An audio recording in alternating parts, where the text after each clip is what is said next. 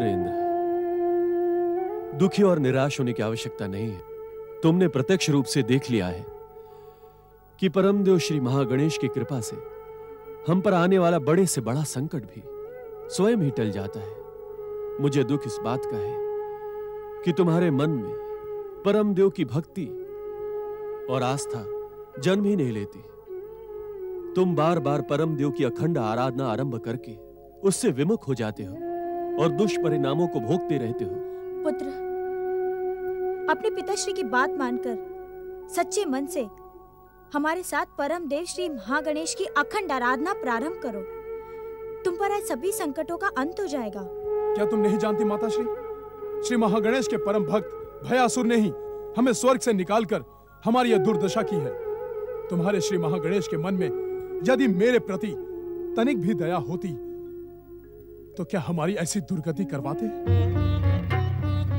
श्री महागणेश तुम्हारे आराध्य और कृपालु हैं। वे सारे संसार पर अपनी कृपा का अमृत बरसाते हैं, परंतु मुझे वे बार बार पीड़ित, अपमानित और कलंकित क्यों करवाते हैं? तुम ही बताओ माता, जो मुझे अपमानित करवाने का माध्यम हो उसकी पूजा आराधना और भक्ति मैं कैसे कर सकता हूं? पूजा आराधना और भक्ति की शक्ति से कश्यप पुत्र इंद्र अनजान तो नहीं, भक्ति की शक्ति से बड़े से बड़ा परिणाम भी बदला जा सकता है। एक भयासुर तो क्या, अनेकों भयासुर आ जाए तो वो भी भक्त का बाल भी बांका नहीं कर सकते। पुत्र, आप मुझे क्षमा करें पिताश्री, मैं श्री महागणेश की भक्ति नहीं कर सकता। उनके प्रति मेरे मन में तनिक भी श्रद्धा नहीं है। देवी अदिति, समय से पूर्व इच्छित वस्तु की प्राप्ति कभी नहीं होती। हमें धैर्यपूर्वक उस समय की प्रतीक्षा करनी होगी।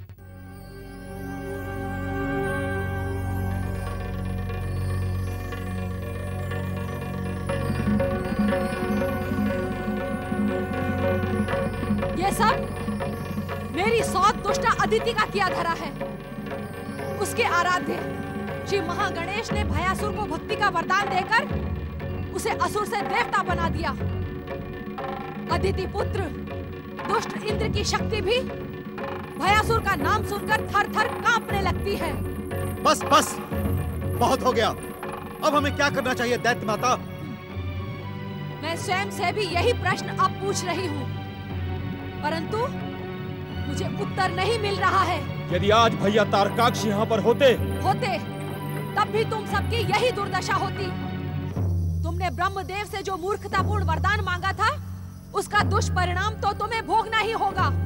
तुम्हारी वरदानी शक्तियाँ इन त्रिपुरों से बाहर निकलते ही समाप्त हो जाती हैं। पहले सिंधु और फिर भयासुर के सामने तुमने जो मेरा अपमान करवाया है, वो मैं कभी नहीं भूल सकती। इस प्रकार हमें कलंकित और अपमानित न करे दैत्य माता। जब तुमने कलंक और अपमान योग्य ही कार्य किया है, तो मैं क्या, सारी दुनिया ही तुम्हें अपमानित करने का आनंद उठाएगी। ओम नमः शिवाय। पराजय, अपमान और कलंक के इस वातावरण में भी तुम जैसी स्त्री आनंद का अवसर ढूंढती है दीदी। शुक्राचार्य, इन तारक पुत्रों की दुर्दशा के उत्तरदायी तुम भी हो। तुमने इन तारक पुत्रों को शिव आराधना के ब्रह्मजाल में उलझाकर इन्हें कायर और भीरू बना डाला। मेरे परामर्श के कारण ही उनके जीवन की रक्षा हुई है। इन्होंने अपने वरदान का सुख भोग किया है। कलंक और अपमान की इस पराजय को तुम वरदान का सुख भोग कहते हो? कलंक और अपमान इन्होंने मेरे परामर्श के कारण नहीं पाया है, तुम्हारे उकसावे के कारण पाया है। तुम सब पथभ्रष्ट हो चुके हो, शिव आराधना के मार्ग से दूर हो चुके हो। शुक्राचार्य, इस समय क्या तुम हमारे घावों पर नमक छिड़कने आए हो?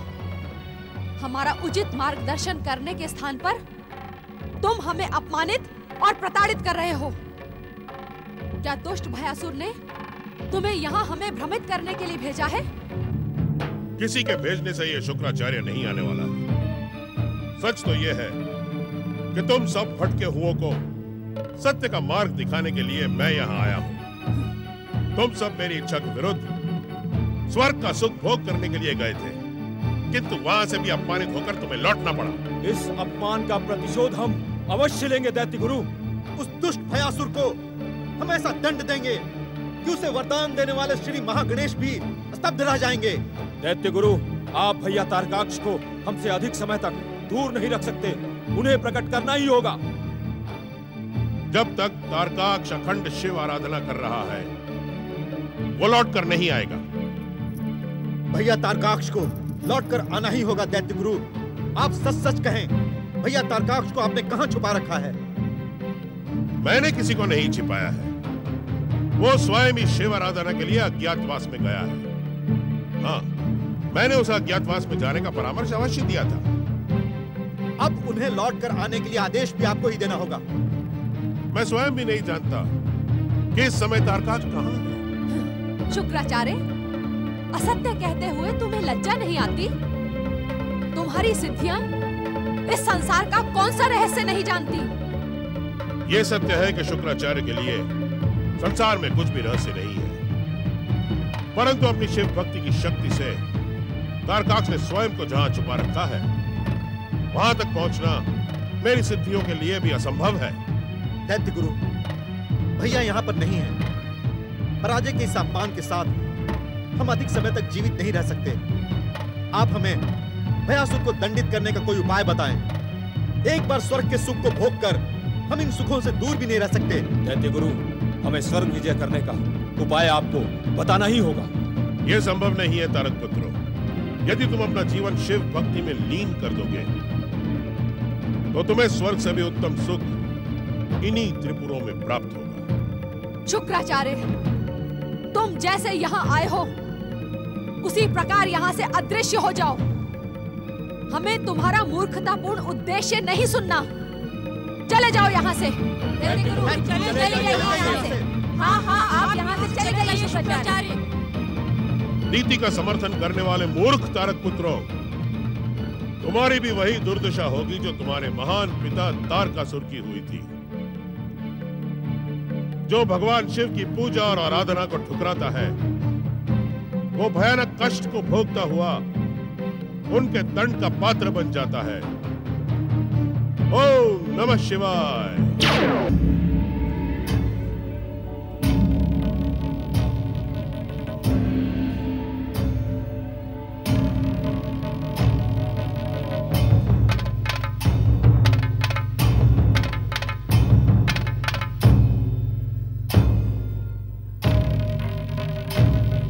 अलकापुरी के सम्राट श्री महागणेश के भक्त भयासुर को आकार प्रदान करने वाले धन कुबेर जी, शीघ्र दर्शन दे, शीघ्र दर्शन दे धन कुबेर जी, शीघ्र दर्शन दे, शीघ्र दर्शन दे।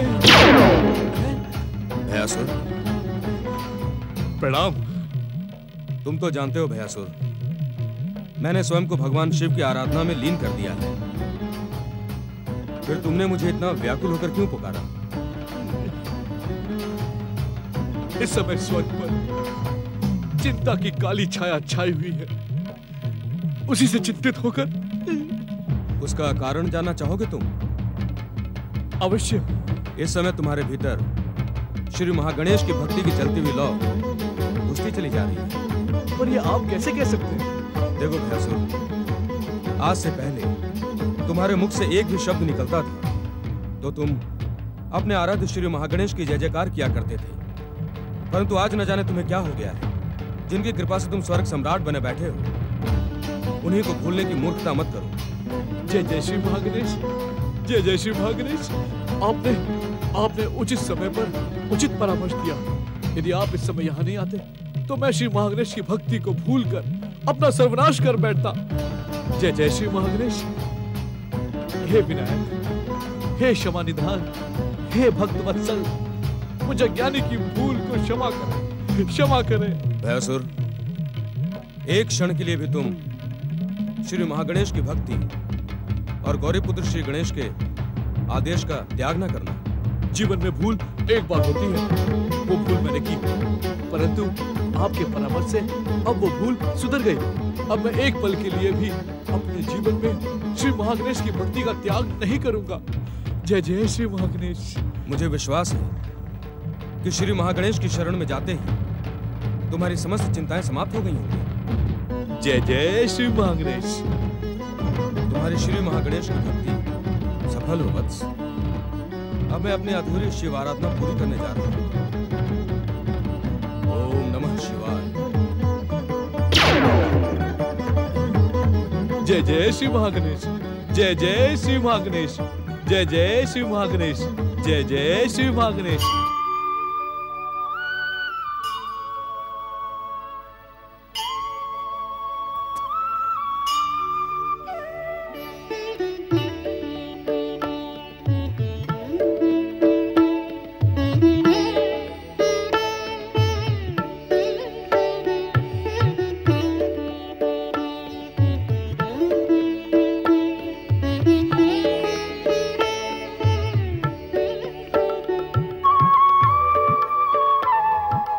परमेश्वराय नमो नमः।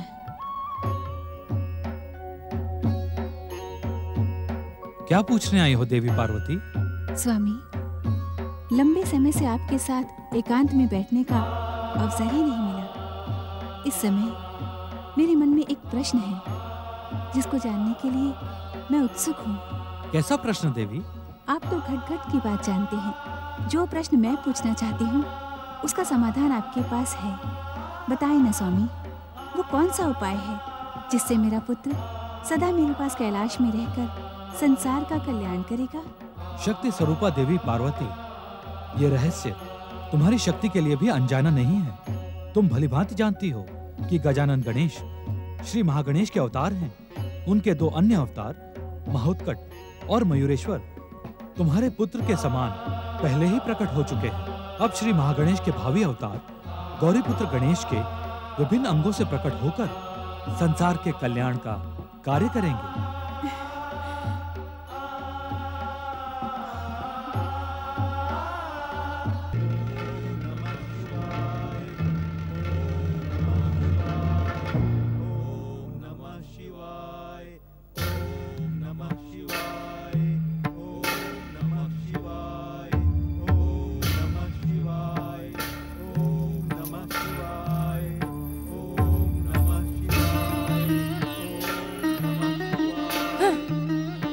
शिव आराधना की मूर्खता से तारक पुत्रों को तनिक भी लाभ होने वाला नहीं है।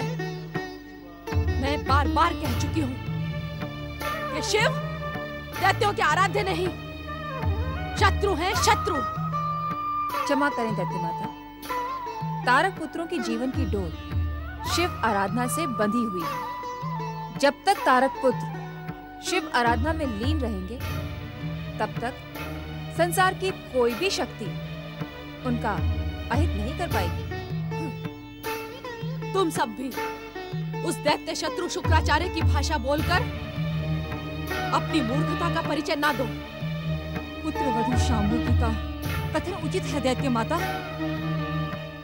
स्वयंभू सम्राट तारकासुर की माता वारांगी, क्या तुझे भी उचित और अनुचित का ज्ञान करवाना होगा?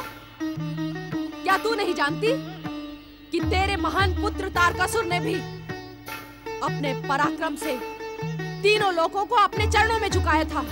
जानती हूँ, तारक के पराक्रम, बाहुबल और विजय का एक क्षण याद है मुझे, परंतु उसकी मृत्यु और पराजय को भी नहीं भूल सकती। मृत्यु नहीं, मृत्यु नहीं वारंगी, मृत्यु नहीं, हत्या। दैत्य माता अदिति की इच्छा पूरी करने वाले महान दैत्य सम्राट तारकासुर की हत्या हुई है।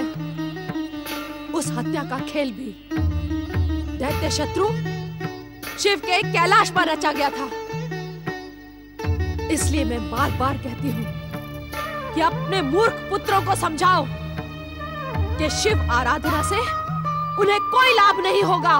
परंतु दैत्य माता, तुम दोनों को भूल जाने का रोग है, परंतु दैत्य माता अदिति अपने शत्रुओं को कभी नहीं भूलती। उसका प्रतिशोध कभी समाप्त नहीं होता। वो जानती है कि सृष्टि के पहले दिन से ही शिव दैत्यों के शत्रु हैं और रहेंगे। दैत्य माता, हम आपके कथन से सहमत हैं। मेरे पति स्वयंभू सम्राट तारकासुर की हत्या का षड्यंत्र कैलाश पर ही रचा गया था। यदि सहमत है तो अपने पुत्रों को शिव आराधना ठुकराने की आज्ञा क्यों नहीं देती? क्योंकि मैं ये भी जानती हूँ कि तारक पुत्रों के लिए शिव आराधना का त्याग उनकी मृत्यु को आमंत्रित करना है। पिछले लंबे समय से तारक पुत्र शिव आराधना की शक्ति पर ही अपने वरदान का सुख भोग कर रहे हैं। लज्जा, अपमान और कलंक के प्रहारों को तू वरदान का सुख भोग कहती है? ऐसे वरदान का क्या लाभ जो वरदान के स्थान पर कारावास के समान हो? तारक पुत्र अपने त्रिपुरों में बंदी होकर पड़े हैं। बाहरी संसार के विषय में उन्हें कोई भी ज्ञान नहीं। परंतु वे जीवित तो हैं। एक माँ को इससे अधिक सुख और क्या मिल सकता है कि उसके पुत्र उसकी दृष्टि के सामने है। ऐसे जीवित रहने से तो मृत्यु भली है। शिव शिव जपते रहना इन वरदानी असुरों का नहीं, ऋषि मुनियों का काम होता है। ब्रह्मा जी से मूर्खतापूर्ण वरदान मांगकर तारक पुत्रों ने अपना नाम भविष्य के इतिहास में कलंकित करवा दिया है। इन्हें असुर कहना भी असुर जाति का अपमान है। कल के मरते आज मरे तो मेरे हृदय को शांति मिले। दैत्य माता, अपनी उत्तेजना पर अंकुश लगाए, अन्यथा क्या कर लोगी तुम? करने को तो बहुत कुछ कर लेंगे हम दोनों। आप ये भली भांति जानती है कि हमारे संकेत मात्र पर तारक पुत्र आपको इस रजतपुर से उठाकर अंतरिक्ष शून्य में धकेल सकते हैं। दैत्य माता दीदी को अंतरिक्ष के शून्य में धकेल देना इतना सरल नहीं है। मैं किसी भी मूल्य पर तारक पुत्रों को शिव आराधना में लीन नहीं रहने दूंगी। उन्हें शिव आराधना का त्याग करना ही होगा।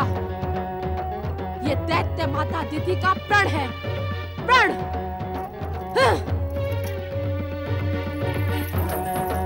माताश्री, अब हमें दैत्य माता दीदी की कोई न कोई व्यवस्था करनी ही होगी। नहीं पुत्रवधू, दैत्य माता की कोई व्यवस्था नहीं हो सकती। उनका क्रोध और प्रतिशोध केवल तारक पुत्र को ही नहीं वरन संपूर्ण दैत्य जाति को भस्म कर देगा। नहीं माताश्री, नहीं। हमें अपने पुत्रों की जीवन रक्षा के लिए कोई न कोई उपाय तो करना ही होगा। ओम महागणेशाय नमः।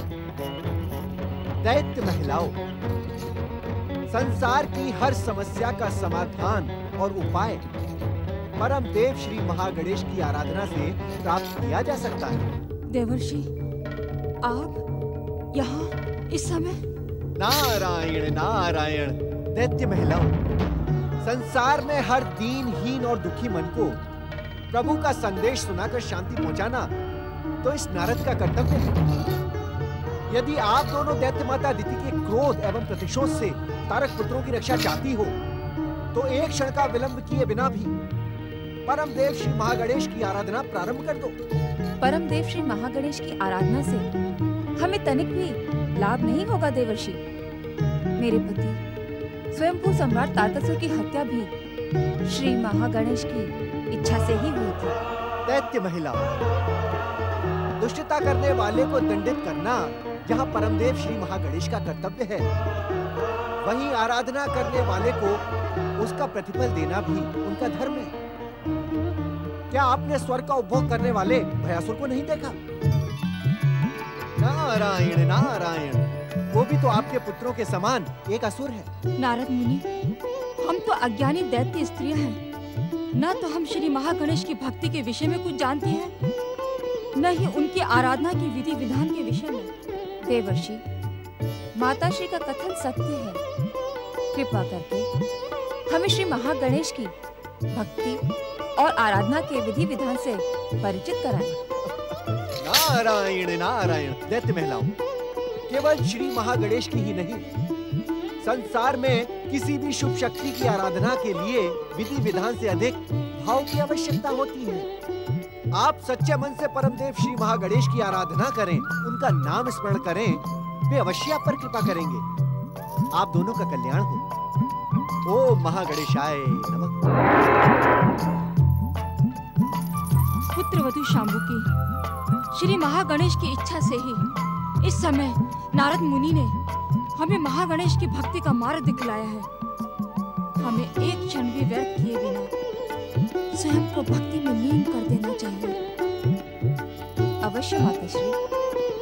इससे पहले कि दैत्य माता दिति हमारे पुत्रों के अंत का कारण बने, हमें श्री महागणेश को प्रसन्न करके अपने पुत्रों की दीर्घ आयु के लिए वरदान प्राप्त करना चाहिए। ओम नमः शिवाय। ओम नमः शिवाय। ओम नमः शिवाय। कमलाक्ष, विद्युन्माली, बंद करो ये शिव आराधना। इस आराधना से पल प्रतिपल तुम मृत्यु की ओर बढ़ रहे हो। तारक पुत्रों, यदि जीवित रहना चाहते हो तो इसी समय शिव आराधना का त्याग कर दो। इससे तुम्हें कुछ नहीं मिलने वाला।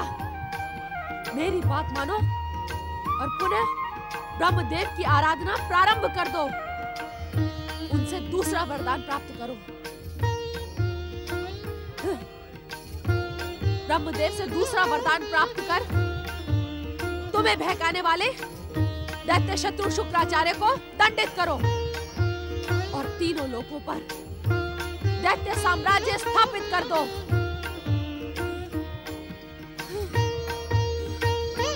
मैं तुम्हें शिव आराधना नहीं करने दूंगी। दैत्य माता दिति का प्रण मिथ्या नहीं हो सकता। तुम दोनों को शिव आराधना का त्याग करना ही होगा।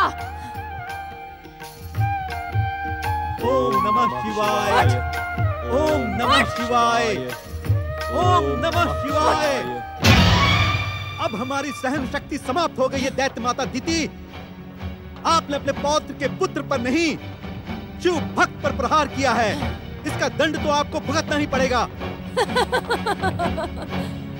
तू मुझे दंडित करेगा? तू? अरे मूर्ख, दंडित करने के लिए साहस और पराक्रम की आवश्यकता होती है। और तू तो जन्म से ही कायर है। कायर। दैत्य माता दिति को दंडित करने का साहस तो तेरे पिता तारकासुर में भी नहीं था। पिताश्री के सामने ऐसा अवसर नहीं आया होगा, किंतु आपने हमारी सहन शक्ति का दुरुपयोग किया है। अब आपको दंडित होना ही पड़ेगा दैत्य माता। नहीं भैया कमलाक्ष, नहीं। दैत्य माता को दंडित करने का विचार छोड़ दे, अन्यथा अनर्थ हो जाएगा। नहीं विद्युन्माली, इस दुष्टा की दुष्टता दंडित हुए बिना शांत नहीं होगी। आज मैं इन्हें उठाकर अंतरिक्ष के शून्य में फेंक दूंगा, फिर हमारी शिव आराधना में बाधा नहीं पड़ेगी। भैया कमलाक्ष, आप एक शिव भक्त हैं और शिव भक्ति अपने से बड़ों पर प्रहार करने की आज्ञा नहीं देती। आप चाहती क्या है दैत्य माता? आपके हृदय में जलती ज्वालाएं कभी शांत क्यों नहीं होती? आपने बार बार हमारी शिव आराधना को खंडित किया है। अब आप हमसे दूर रहें और रजतपुर छोड़कर चली जाएं। परंतु ये जाएंगी कहां? हर जगह से प्रताड़ित, अपमानित और कलंकित होकर भगाई जा चुकी हैं। फिर भी इनका स्वभाव बदलता क्यों नहीं? प्रताड़ित, अपमानित और कलंकित मैं नहीं, तुम दोनों हो तारक पुत्रों। तुमने अपने महान पिता तारकासुर का नाम डुबो दिया। विश्वास नहीं होता कि तुम उसी महान तारकासुर की संतान हो जिसके नाम से बादल गरजना छोड़ देते थे, हवा अपना मार्ग बदल देती थी और पर्वत झुककर समतल भूमि बन जाते थे। हमें अपने महान पिता के पराक्रम पर गर्व है दैत्य माता। पुत्र का कर्तव्य होता है पिता का नाम ऊंचा उठाना, परंतु तुमने अपने महान पिता तारकासुर का नाम डुबो दिया। यदि अपने महान पिता का नाम ऊंचा उठाना चाहते हो तो शिव आराधना का त्याग करके ब्रह्मा जी की आराधना प्रारंभ कर दो। हमें ब्रह्मा जी की आराधना से क्या मिलेगा?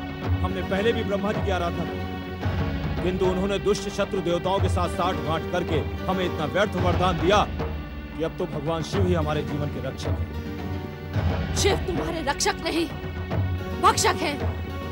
वो तारक पुत्रों को समाप्त करने का अवसर ढूंढ रहे हैं। शिव स्वयं तो कुछ नहीं करते, परंतु हर दैत्य और असुर उनके संकेत से श्री महागणेश और उनके अवतारों द्वारा मारे जाते हैं। देवांतक, निरांतक और सिंधु दैत्य शिव इच्छा से ही मारे गए हैं।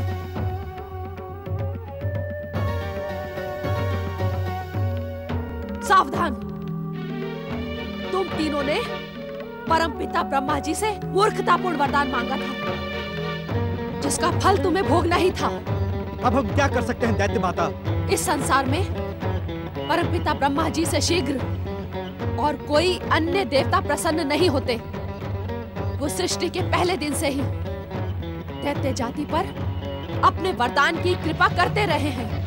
तुम परमपिता ब्रह्मा जी की आराधना प्रारंभ करो। मैं तुम्हें उनसे इच्छित वरदान अवश्य दिलवाऊंगी। क्या एक ही व्यक्ति को ब्रह्मा जी 2 वरदान देंगे? देंगे क्यों नहीं? वे मेरे परम पिता हैं। वो मेरी इच्छा कभी नहीं ठुकराएंगे।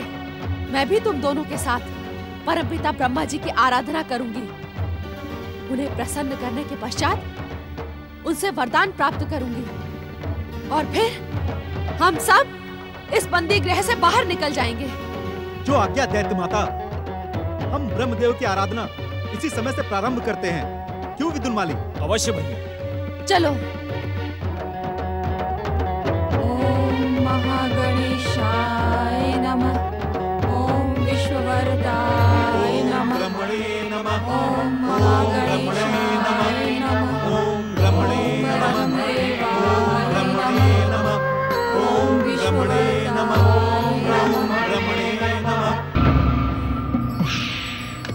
ओम परम देवाय नमः। ओम विश्ववरदाय नमः। अरे मूर्खाओं, तुम दोनों की बुद्धि भ्रमित हो गई है। जो मेरे शत्रु श्री महागणेश की आराधना कर रही हो, मेरी उपेक्षा की भूल ना करो तुम दोनों। मैं तुमको मेरे ही शत्रु श्री महागणेश की आराधना का अनर्थ नहीं करने दूंगी। तुम दोनों को इसी समय श्री महागणेश की आराधना का त्याग करना होगा।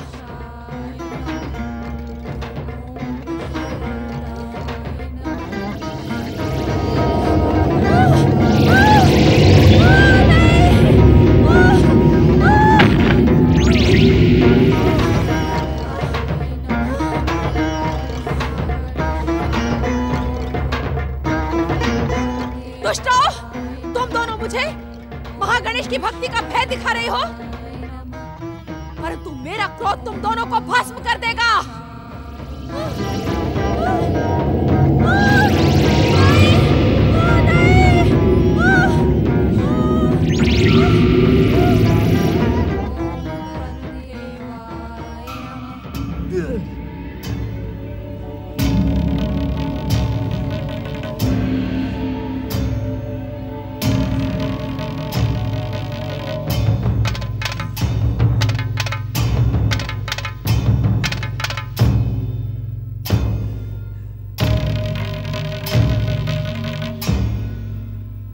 परमदेव श्री महागणेश, मुझे आपकी कृपा से इंद्र का स्वर्ग लोक तो मिल गया है, परंतु यहाँ मेरे साथ स्वर्ग का सुख भोगने वाला कोई नहीं है। परमदेव, मैं स्वर्ग के इस अकेलेपन से ऊब गया हूँ। कृपा करके मेरे अकेलेपन को दूर कीजिए, मेरी विनती स्वीकार कीजिए। अपने इस भक्त भयासुर के अकेलेपन को दूर कीजिए श्री महागणेश, दूर कीजिए।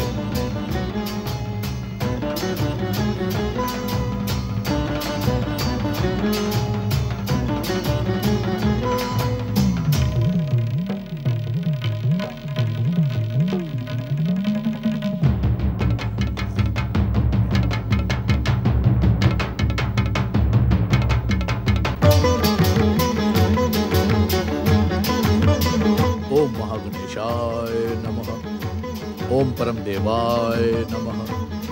ओम महागणेशाय नमः। ओम महागणेशाय नमः। ओम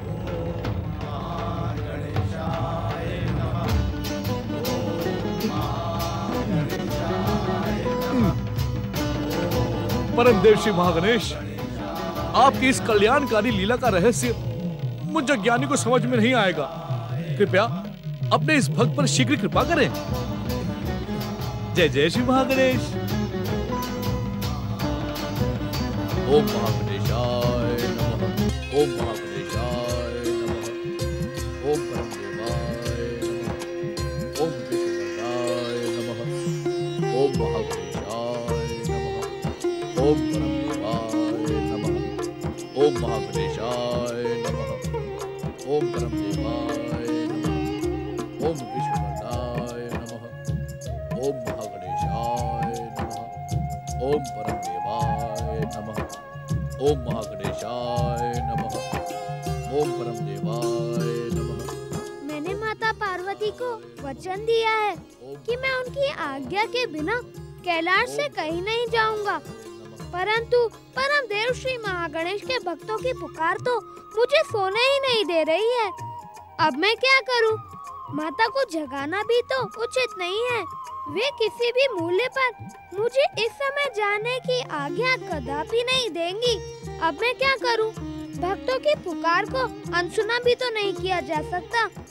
कुछ न कुछ तो करना ही होगा। अब तो मुझे अपने वचन की रक्षा के लिए परम देव श्री महागणेश की कृपा प्राप्त करनी ही होगी। परम देव श्री महागणेश, मुझे पिताश्री महादेव ने आपकी इच्छा का संकेत पहले से ही दे दिया था, इसलिए अब भक्तों का सम्मान करने के लिए मुझे आपकी इच्छा को पूरा करना होगा। परम देव श्री महागणेश के गजानन अवतार प्रकट हो